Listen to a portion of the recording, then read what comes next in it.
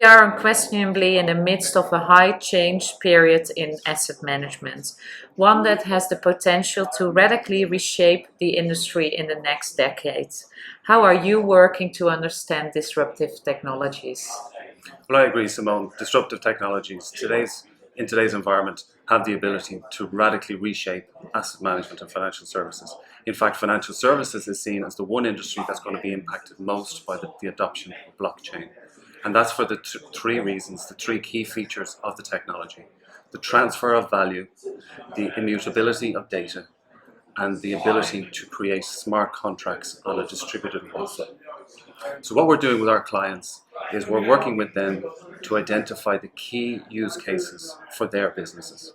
And then in a controlled laboratory type environment, we're working on proof of concept initiatives to help them get comfortable with the technology, to understand the technology, and really see the impact it's going to have on their business.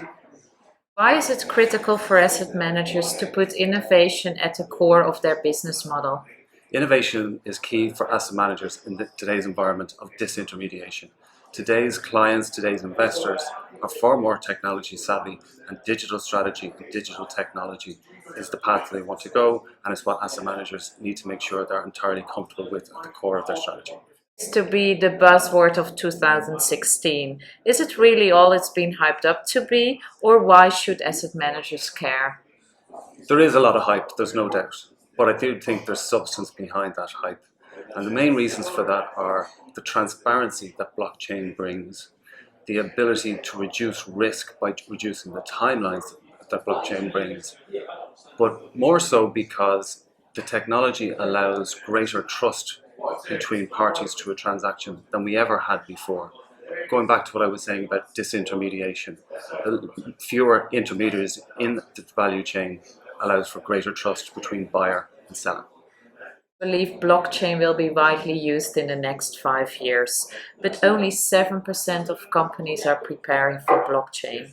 How is Deloitte helping clients to prepare for the onset of disruptive technologies? I would agree, and I think we're moving now from a phase of discussion to a phase of proof.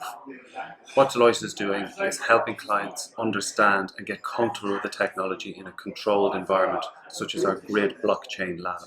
Here we help them identify the key use cases that would be critical to their business and help them get comfortable with the technology, the process, and the impact in a controlled environment.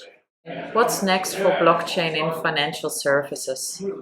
I think there's two aspects to the next phase for blockchain. The first one is around regulation and the regulators. How will the regulators get comfortable with the technology and begin to regulate it without completely slowing down the adoption of the industry? But secondly, will they be able to use the technology themselves for the greater transparency that it provides? In fact, regulators could become early adopters, which would really facilitate the adoption right across the industry. But secondly, I think it's really important to see how blockchain is going to interact with other disruptive technologies. If you think in the future, we may have transactions that are processed on the blockchain using robo-advisors and then processed using robotic process automation further down the line. It's going to be quite an interesting concept.